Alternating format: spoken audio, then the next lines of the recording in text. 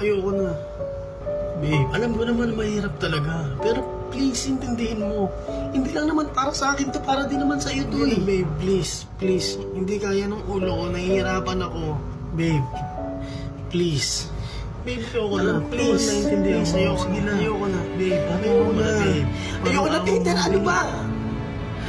Naintindi. Ayoko nga. Sige.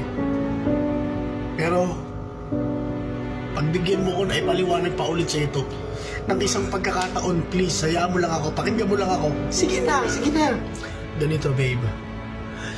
Ganito lang gamitin ang RSI indicator sa expert option.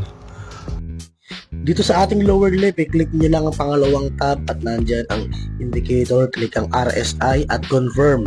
At dito naman sa taas ang ating asset list kung saan pwede kang mamili ng kahit anong gusto mo dyan. At dito tayo sa Smarty, confirm. Adjust na rin natin ang duration dito sa 15 seconds para mas mabilis ang resulta. Yan, pagtapos naman ay pag nakita mo naman na tumawid siya sa pula ay mas maganda na mag-sell ka, sa green naman ay mas maganda na mag-buy. At hintayin lang natin tumawid yung violet line na yan. At pag tumawid siya, tsaka tayo mag-decision kung stock tayo bibili. Yan nga, nakita natin na yung violet line ay tumawid na sa red line, kaya mas maganda na mag-sell tayo ng stock natin. Yan, nag-sell na tayo ng stock. At makalipas ang 15 seconds na duration at pinili natin, magbibigay na siya ng resulta.